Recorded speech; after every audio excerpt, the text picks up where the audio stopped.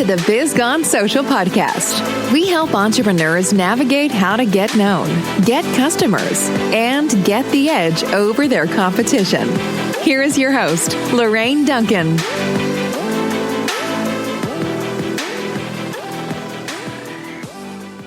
Hey everyone, welcome. And I'm so glad to be here. And this is, believe it or not, a new year. And so I want to just wish you a happy new year. And here we are with episode number 28. So glad to be here. And my promise, as usual, is I want to give you just a little bit of verbal caffeine that's going to energize your social media marketing, your business marketing, your business in general, and help you stay social. After all, don't you want to be the business that everyone's talking about? And I know I do. And I'm so stoked to have Vinnie Fisher here. And welcome, Vinnie. Well, Lorraine, thanks for having me. I'm excited to be on the show.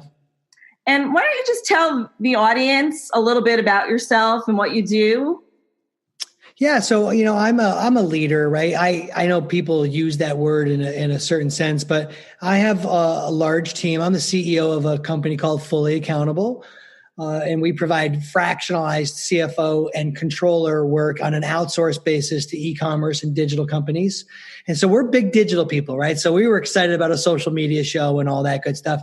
I'm also a husband of 25 years, and I have 4 teenage children, plus my nephew is an adult living in our home. So I've got a lot of adults running around my house where I get the chance to lead there, as well as the almost 100 people in our organization. What do you think is the biggest thing that people need to know, especially from probably me and you, mostly we work from home, especially from working from home? Two things, right? We have a lot of, one of the benefits of the digital world is a lot of high transactions. We're different than a storefront, like a lot of moving transactions. So getting information in return quickly is important. I think that's pretty obvious in a digital setting. So having real-time information is critical to make good decisions. But I think also working in a home environment, if you're used to it like you and I are, you probably have developed some habits or disciplines to be able to have your work productivity be efficient enough to produce the result you want. But a lot of people who've gone home, this is a new discipline for them, and the habits that they would have relied on in a corporate environment are entirely different habits than they have in their home environment. So we run a hybrid model. About a third of our team go to a building, a corporate office, and 2/3 of our team is spread out throughout the United States. And at least the homies, which is what we call our home team, they've been used to working from home. So they've developed disciplines. But when our corporate office people had to go home for a period of time, there was a direct disruption to the way they did business. And so we had to put some obvious things in place to help them really maximize working from home. So tell me, most of my audience out there is they're entrepreneurs. They work solely from home now. What are some of those habits and disciplines that you put into place? It's so funny. I was working through this with our COO, and we wanted to do a little bit of a company training on it. And my wife's like, that seems really obvious. Why are you training on that? I'm like, because sometimes it's the little obvious things that people miss. I'll give you an example. We do a lot of our business on Zoom with our clients because they don't come into our offices. So we have some protocols about the way a Zoom should look. We should try at all costs to be on video so we can have a relationship. 2, when you're on that video, let's do a great job of not having the dog or your kid in it so that it looks like you're being and you're paying attention. 3, let's try to reduce the noise clutter like we've thought ahead about the meeting. And gosh darn it, the obvious one, let's be 2 minutes early, which is our version of being on time. So we put this together as this infographic for our internal team. Now, all of you listening, that might seem kind of obvious, but I think some of those little best practices really matter a lot if you can consistently do those over and over for your customers and your clients. Yeah, I find that a lot of my friends that are actually working from home now find it very difficult to focus sometimes because there's more outside distractions now. And it's funny that you just mentioned, you would think that most of these things seem obvious, but they don't. So what would you say? Like, so, with us being home, a lot of people's kids are at home too. Yep. And because some schools are on a different schedule and they're not actually full time anymore, they're more of staggered entry and all that. So how do you what are some things that you put in place that would help someone that lives in a very busy home with, for instance, 4 teenagers, 2 teenagers? Yeah, right. Here's what we would say to our people, and we do say to our people. Everybody's home has some area where you can create some safe space around. I'm not suggesting you need to go build an office if you don't have one, but you can easily take your yoga ball, stick it on top of your piano or next to your piano and create like this temporary work area in the corner of your bedroom, but create a safe place that can be a work spot when you need it to be. We did a survey of our people and even some of our clients. And this idea of working from home has created this benefit and luxury to be able to work from home. But it's also created this blending of work and home, meaning you're almost, there's 2 downward pressures of a professional. You're always expected to be right with today's technology. Like the pressure of being right has never been greater. But 2, now this pressure of always being available. Well, working from home, when does it shut off? So one of the safe things about creating a safe work environment, meaning somewhere where you can be quiet, the kids aren't running around. Hopefully you can minimize distractions from the dog or the mailman or even in my case, my spouse coming in to want to just ask an innocent question. She's living her life at home. She's not trying to be disruptive to me. Well, that safe place can help with that, but it can also help with creating a division between working and not working. And one of the things we're seeing from our young people who have young children is that going out to work created a haven of separation of perspective so that when they went home, they were able to stop working. But now that everyone's at home working, unless you're used to it, your filter for when to shut it off, you're trying to figure out not being always accessible, because punchline for you people listening, being always accessible is not a good career move. It's going to cause you massive fatigue in what you do. And so those are things that are habits that we're trying to help instill with our people. And hopefully someone who heard this knew exactly they needed to hear that today about splitting that perspective. Yeah, I could totally relate to that as, working from home. I always had, I have like a schedule. So I'm one of these people, I'm like I'm a planner girl. Yeah. And so the problem is sometimes, I'll take this call at 6:30 or I'll do this, I'll do an interview or something at 7. And then I feel like we all need playtime. We all need a hobby or something that we love to do. And I think that is so important to being able to have a healthy work and personal life, balance, because we don't usually have that.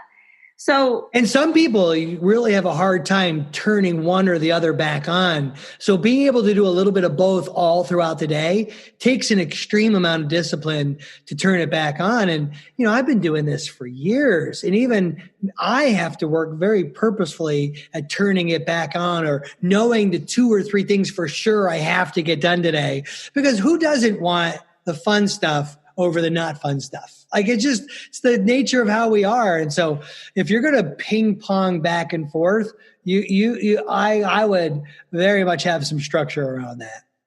Absolutely. So tell me more about, it's like you have one of your themes for me as actually working from home, and tell me more. I think that my audience, again, some of them are just startups. Yeah. So it's like, maybe some habits that they, there's always I have a habit of blocking time. If I have a project that I need to do, I literally will block that time out and I will take nothing in, but that. So for instance, writing, I do a lot of writing. And so basically what I will do is I will block that time out and nobody is allowed in my space, nor do I take that out of my calendar because something better came along or something I'd rather be doing came along. I just do it.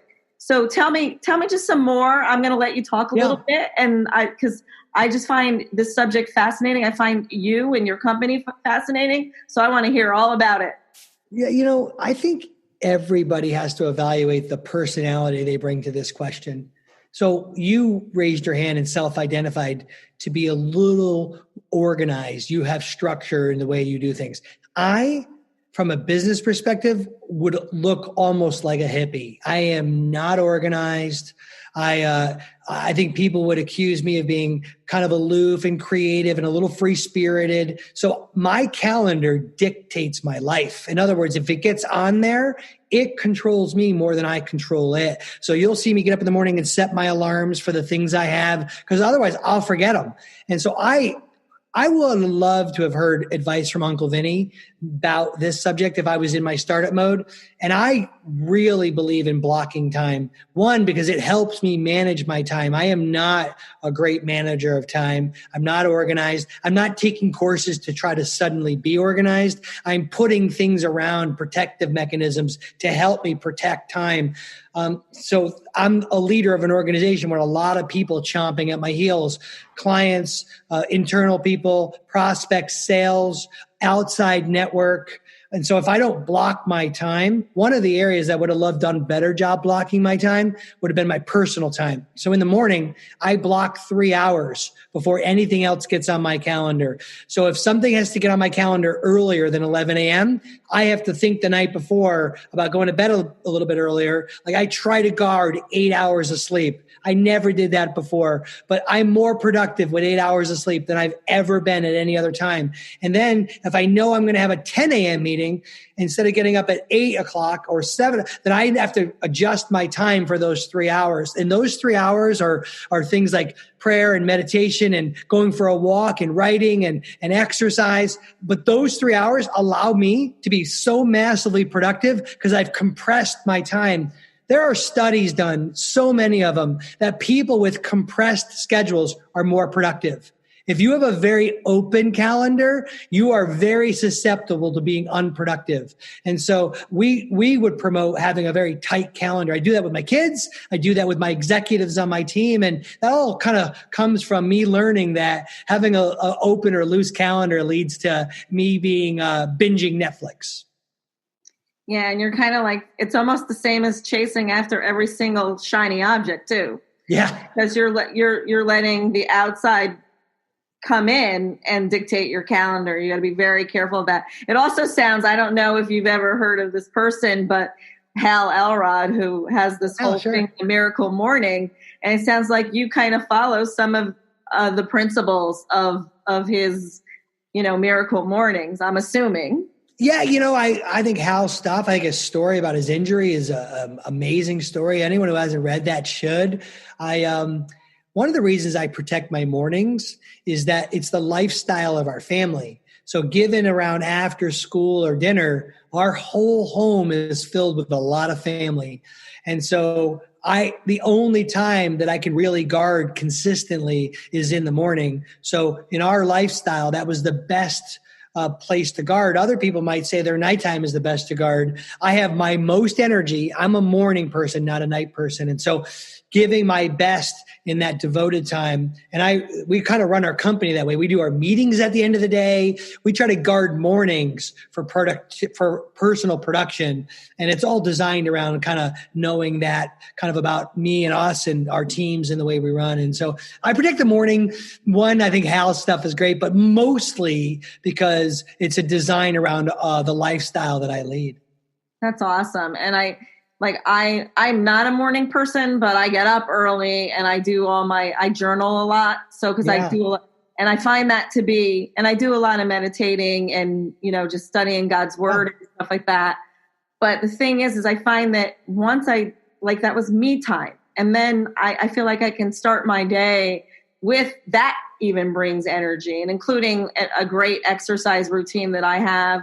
And in the summertime, I do bike riding and stuff like that. Nice. So that really kind of, keeps me moving. And I just because I sit at a desk all day, I'm doing something. And it's like, I don't know about you, but since Zoom has picked up, I mean, I always saw clients through Zoom, but I felt like I was zoomed out and literally zoomed out. And I just remember this Thanksgiving came and one of my very thoughtful family members said, let's do a Zoom call with all the family. And I was like thinking, oh, gee, just what I want to do on Thanksgiving. But I did it. But all this to say is that, you know, if you're on calls all day, like tomorrow, for instance, my day is full with client calls. Yeah.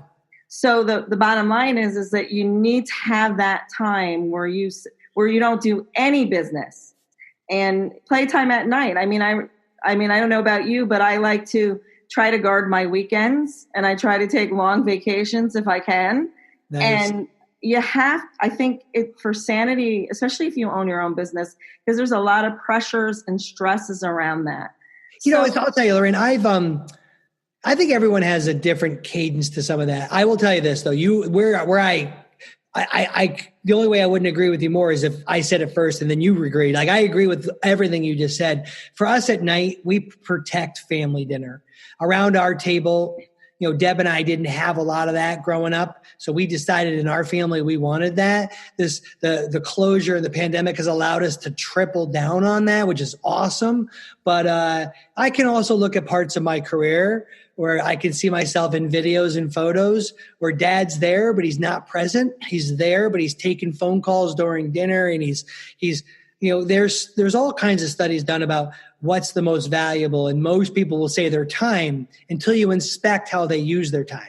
And what they do with their actions don't represent their words. And I was one of those people where I would say I believe that time was the most valuable thing I had. But then if you inspected my life, it didn't show up that way. And so I was a house that wasn't built on a firm foundation. I would have done one thing and said another. Well, when I really started to protect my time, I noticed that everything else started to increase. I saw production at work increase. I saw the addition of quality people increase. I saw the size of our companies grow. I saw the expansion of our network, our social, everything improved when I started doing a guarding of time. And the reason I wanted to say that was because if you don't guard your time, why would you expect anyone else to?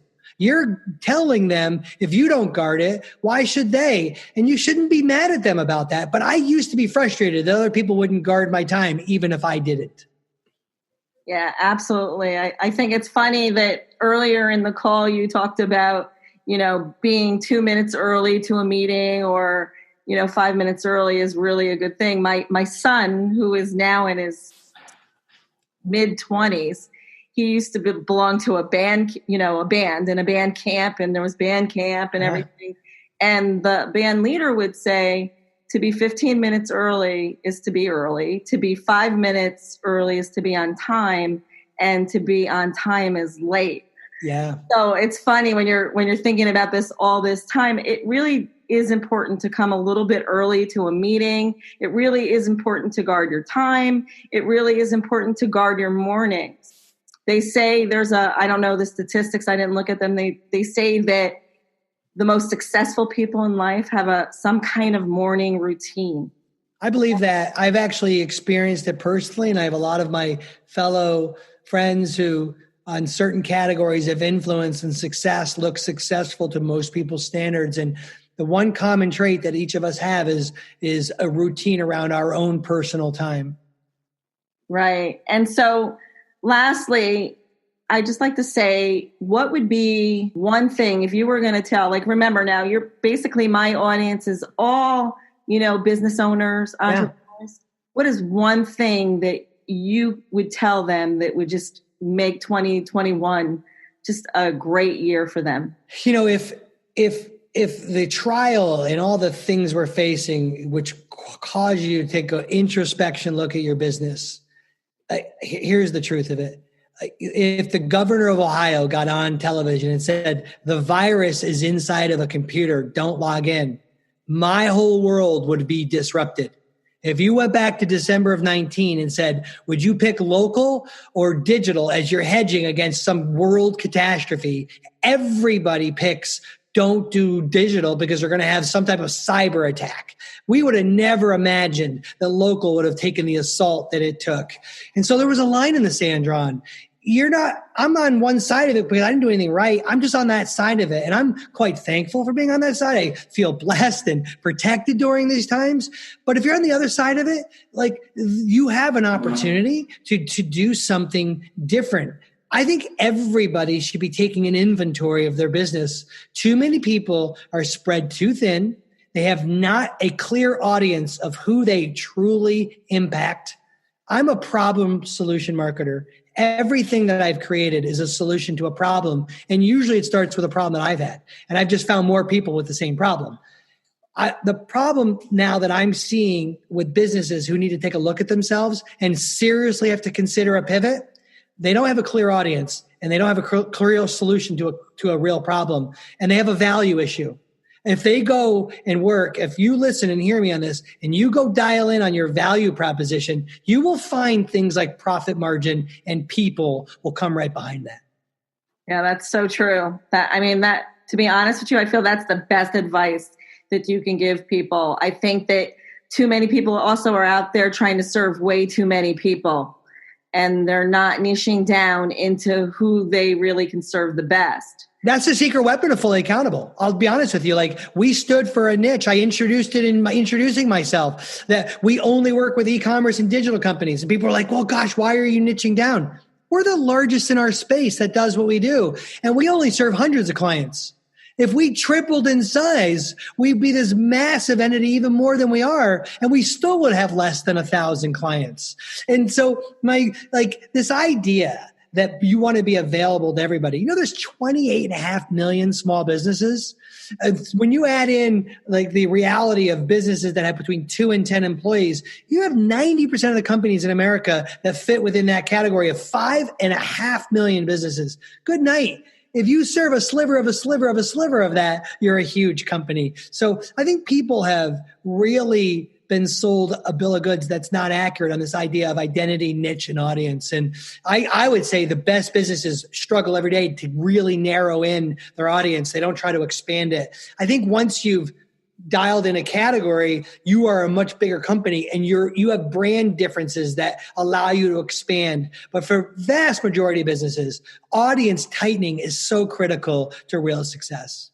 Yeah, I'm going to be a big surprise this year in what I'm going to be launching later on in 2021. And I can't wait to do it because I think it's going to be just really great for my business. Cool. But all that to say, I find this conversation very fascinating. I think I could talk for hours. I think we could probably talk for hours on it. Right.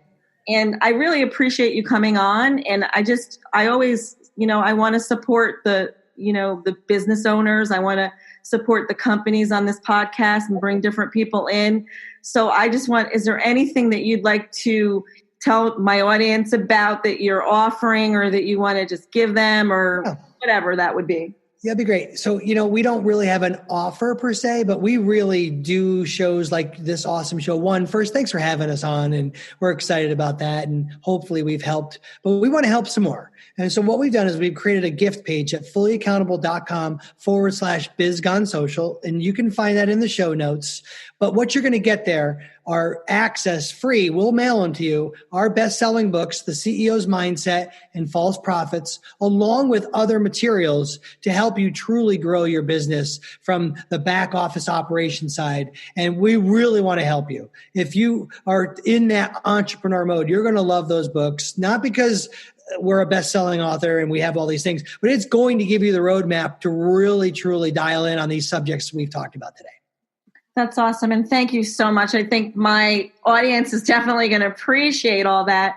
I will also put everything in the description of the podcast and below any of my social media posts. So if you're looking, just look below. And also, if there's any questions that you have for Vinnie or me, just, you can contact me at Lorraine@bizgonsocial.com. And Vinnie, where can they contact you at?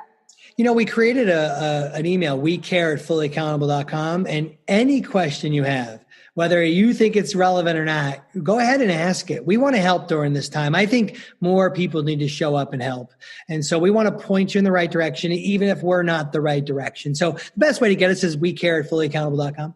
I love that. WeCareFullyAccountable.com. Be sure, any questions, just reach out, and Vinnie will have so much expertise and a way to help you, because he said it was problem solution, which is awesome. That's right. Yeah, that's right. So I just want to thank everybody for listening to the show today. And I'm looking forward to, actually we're in 2021, and I'm looking forward to just moving forward to a great year. And I just want to serve you in any way I can. And I'll see you all soon. Thanks for listening to the Biz Gone Social podcast. Find us on Instagram at Biz Gone Social for extra tips. Check back weekly for new episodes. Until next time, stay social.